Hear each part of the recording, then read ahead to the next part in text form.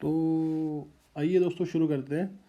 कल हमने फिलॉसफी में जो द्रव्य है, जो सब्सटेंस है, उसके बारे में पढ़ा था कि सब्सटेंस क्या होता है, प्राइमरी क्वालिटीज़ क्या होती है, सेकेंडरी क्वालिटीज़ क्या होती है, तो वो इसमें कैसे क्वालिटीज़ होती है, क्वालिटीज़ कहाँ पे होती है उसमें, तो वो हमने पूरा पढ़ लिया। अगर आपने अभी तक वो वीडियो नहीं देखा है तो प्लीज़ उस वीडियो को जाके देख लीजिए।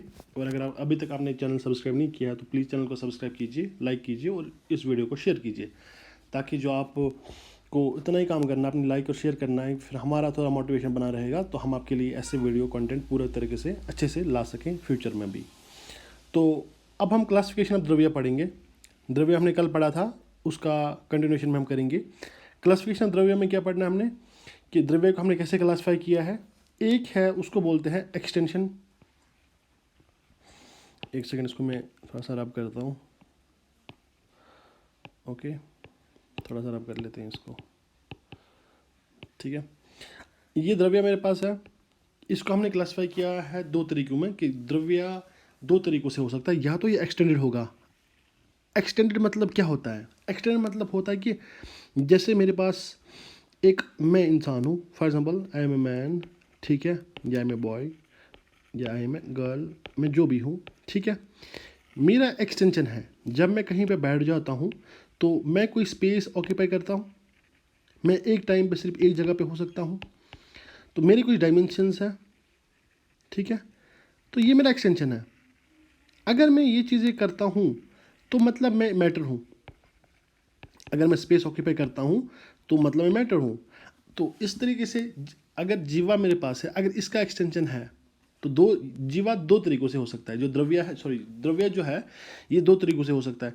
या तो ये एक्सटेंडेड फॉर्म में होगा, या तो ये नॉन एक्सटेंडेड फॉर्म में होगा, ठीक है। या तो ये नॉन एक्सटेंडेड फॉर्म में होगा। अगर ये नॉन एक्सटेंडेड फॉर्म में है, इसको बोल सकते हैं हम अनअस्तकीय। इसके लिए जो टर्म यूज़ की है वो है अनअस्तकीय। अगर ये एक्सटेंडेड फॉर्म में है तो इसको बोला जाता है अस्तकीय। अगर अस्तकीय है मतलब एक्सटेंडेड है, तो फिर ये कितने तरीक़ों से हो सकता है?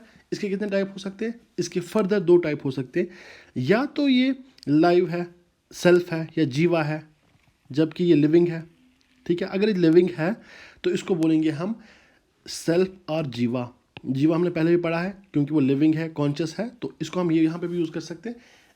अगर ये नॉन लिविंग है तो इसको फिर हम अजीवा बोलेंगे। क्या बोलेंगे? अजीवा। क्या बोलेंगे? अजीवा, ठीक है। एक्सटेंशन में क्या मसला है? अगर ये एक्सटेंडेड है और इसमें जीवा है, सेल्फ है, तो इसका एक्सटेंशन कैसे होता है? It has extension light light मतलब कैसे कि अगर मेरे पास द्रव्य है, जहाँ पे द्रव्य होगा, जैसे लाइट अगर एक रूम में आएगी ना तो वो उस पूरे रूम को ऑक्यूपाई करती है। हम एक पॉइंट पे ये नहीं बोल सकते कि ये लाइट इधर है या इधर नहीं है। तो इस तरीके से जो जीवा का एक्सटेंशन है, अगर आप जीवा को ऐसे फिजिकली इसको फील करना चाहते हो ये कैसा हो सकता है, तो आप ऐसे सोचो कि ये जहाँ पे है ये पूरी स्पेस ऑक्यूपाई करता है। अगर इस स्पेस में है तो इसने पूरी स्पेस ऑक्यूपाई, हर जगह जीवा है, ये द्रव्य है। तो इस तरीके से आपने मानना है कि सेल्फ जो सोल है या जीवा है, ये एक जगह पे जैसे लाइट का एक्सटेंशन है, जब लाइट आ जाती है तो पूरी में फैल जाती है, इस तरीके इसका भी एक्सटेंशन है। अब अगर ये एक्सटेंडेड फॉर्म में है तो ये दो तरीक़ों से हो सकता है। या तो ये लिबरेटेड होगा, या तो ये बाउंड होगा, क्योंकि लाइव है, क्योंकि ये लिविंग है। अगर ये लिविंग है तो लिबरेटेड हो सकता है, या तो नॉन लिबरेटेड हो सकता है। फर्दर इसके दो टाइप है। अगर ये नॉन लिविंग है तो ये कहाँ पे कैसे इसको मानेंगे कि जीवा अगर नॉन लिविंग है तो वो क्या है, किस फॉर्म में हो सकता है? या तो वो मोशन होगा, जैसे मोशन उसको बोलते हैं, इसको धर्म बोलते हैं, धर्म। या तो वो रेस्ट पे होगा, या वो रेस्ट जिसको हम रेस्ट बोलते हैं, रेस्ट को हम बोलेंगे कि ये अजीवा है, ये रेस्ट है। या हम स्पेस को मान सकते हैं कि जो स्पेस है स्पेस अजीवा है। या हम मैटर को मान सकते हैं अजीवा। मैटर को जो दूसरा नाम बोलते हैं उसको बोलते हैं पुद्गला। क्या बोलते हैं? पुद्गला। या हम टाइम को मान सकते हैं अजीवा, क्योंकि ये जो चीज़ें ये सब एक्सटेंडेड है। सिर्फ इतना फ़र्क है, जो एक वाला है वो सेल्फ है, एक्सटेंडेड है और लाइव है, और जो दूसरा वाला वो नॉन लिविंग है, इसलिए हमने इसको इस तरह से क्लासिफाई किया हुआ है। तो या तो जीवन नॉन एक्सटेंडेड हो सकता है। अगर ये नॉन एक्सटेंडेड है तो फिर हम इसको क्लासिफाई फर्दर नहीं कर पाएंगे। क्लासिफाई हम सिर्फ इसको एक्सटेंड फॉर्म में कर सकते हैं कि कहाँ कहाँ पे इसका एक्सटेंशन हो सकता है, ठीक है। स्पेस अगर हम देखेंगे, ये जो स्पेस है, आकाश, जिसको हमने परसों पढ़ा था, जिसको चरवाका ने मना किया था, चरवाका ने स्पेस को नहीं माना था, बोला था it has the quality of sound, ठीक है, बोला था it has the quality of sound. तो अगर यहाँ पे हम देखिए स्पेस जो है ना, space it self is not an extension, space खुद से एक्सटेंशन नहीं है। अगर मैं स्पेस को देखूँ तो मैं इसको एक्सटेंशन नहीं मानूंगा, बल्कि it is a locus of extension. जैसे मैं हूँ, मेरे पास स्पेस है, जितना भी स्पेस है ये एक्सटेंशन नहीं है, बल्कि जब मैं स्पेस में हो जाता हूँ तो मैं स्पेस में अपना एक्सटेंशन फैलाता हूँ। जब मैं स्पेस में बैठता हूँ तो मैं एक जगह ऑक्यूपाई करता हूँ, तो उसको बोलते हैं कि लोकस ऑफ एक्सटेंशन। स्पेस खुद से एक्सटेंशन नहीं है, स्पेस लोकस ऑफ एक्सटेंशन है। इस पॉइंट को आप अच्छे से याद रखिए। अगर आपको ये चीज़ पॉइंट समझ नहीं आ जाता है तो फिर कन्फ्यूजन हो सकता है। इसलिए ये चीज़ याद रखो कि जो हमने मोशन, आपको पता है मोशन भी आपको पता है, रेस्ट आपको पता है, मैटर आपको पता है, पुद्गला, ये जो पुद्गला है इसकी वजह से ही लास्ट पे जो हमारा जीवा है वो बॉन्डेज में पड़ जाता है, ठीक है। ये हम अभी डिटेल में पढ़ेंगे। स्पेस हम आकाश में पहले नहीं पढ़ा था, तो स्पेस आपको पता है स्पेस क्या होती है। जो स्पेस है इन इटसेल्फ ये कोई चीज़ है ही नहीं, मतलब ये इटसेल्फ कोई चीज़ नहीं है। स्पेस कोई मतलब फिजिकल चीज़ नहीं है या कोई ऐसी चीज़ नहीं है, इसका कोई एक्सटेंशन नहीं है। आप नहीं बोल सकते ये स्पेस इधर से इधर तक है, तो इसका एक्सटेंशन नहीं है। बट ये जो चीज़ है ना, ये लोकस ऑफ एक्सटेंशन है, इसी में एक्सटेंशन दिखाते हैं। इसमें जो जीवा है वो बोल सकता है कि मैंने इतना स्पेस ऑक्यूपाई किया है। जो यूनिवर्स है वो बोलेगा मैंने इतना स्पेस ऑक्यूपाई किया है। खुद से स्पेस का कोई एक्सटेंशन नहीं है। हम नहीं बता सकते कि कितना स्पेस है, क्योंकि इसका एक्सटेंशन नहीं है। अब जो पुद्गला है, पुद्गला के बारे में ये आपको बताऊंगा। तो पुद्गला इन द जीवा इज एक्सटेंडेड सब्सटेंस, ठीक है। It is material in nature, it is liable to integration and disintegration, it has two forms. जैसे जो पुद्गला है, मैं आपको पुद्गला समझाऊंगा। पुद्गला बेसिकली है क्या। जब मेरे पास एक जीवा होता है, मेरे पास एक जीवा है, खैर इसको अभी रहने दीजिए, यह मैं अभी डिस्कस में करूँगा डिटेल में। सिर्फ इतना याद रखिए जो पुद्गला है ये मैटर है, ये कुछ सब्सटेंस है फिजिकल फॉर्म में या कोई किसी फॉर्म में है, बट ये कुछ चीज़ है जो हमारे साथ रिलेटेड है। तो ये क्या है, पुद्गला का नेचर क्या है, ये है मटेरियल। अगर ये मटेरियल है, सोचो अगर पुद्गला मटेरियल है तो ये लायबल होगा इंटीग्रेशन के और डिसइंटीग्रेशन के। जो भी मटेरियल दुनिया में है वो मटेरियल इंटीग्रेट भी हो सकता है, वो डिसइंटीग्रेट भी हो सकता है, इसका नेचर है। अब इसके दो फॉर्म हो सकते हैं, या तो ये एटॉमिक फॉर्म में हो सकता है पुद्गला, एक सिंपल एटम है, एक एटम है, सिंपलेस्ट फॉर्म में हो सकता है, या ये कम्बिनेशन ऑफ फॉर्म में हो सकता है जिसमें बहुत सारे एटम आते हैं, कंपाउंड आते हैं, ठीक है। यही पुद्गला की बात कर रहे हैं। ये हम क्यों पढ़ रहे हैं, एटॉमिक फॉर्म में आता है या कम्बिनेशन फॉर्म में क्यों है, ये आपको भी पता चलेगा। तो पुद्गला जो मेरे पास है इसकी 4 क्वालिटीज़ हो सकती है।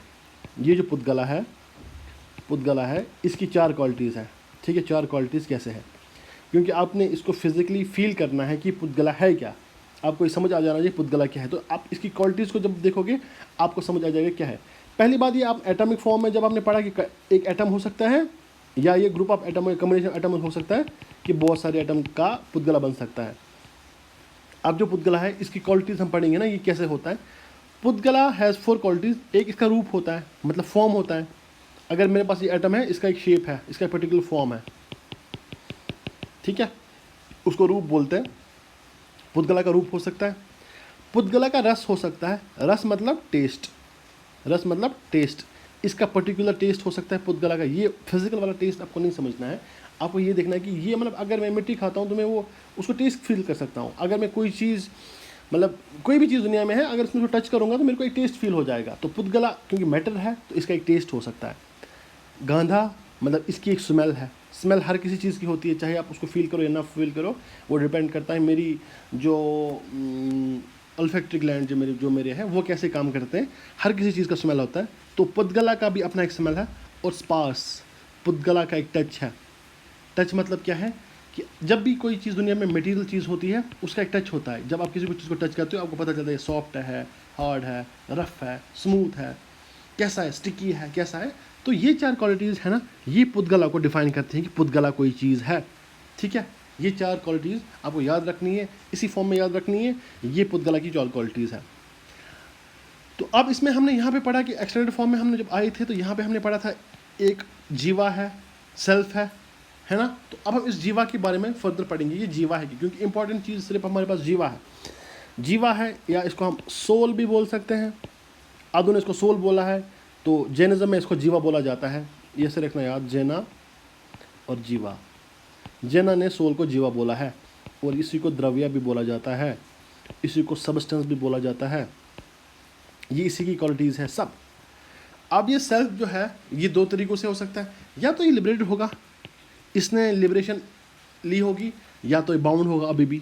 अगर ये लिबरेटेड है, ये जो जीवा है, ये जो सोल है, अगर ये लिबरेटेड है, ओके, अगर ये लिबरेटेड है तो इसको बोल सकते हैं संयोग केवली। क्या बोलते हैं? संयोग केवली।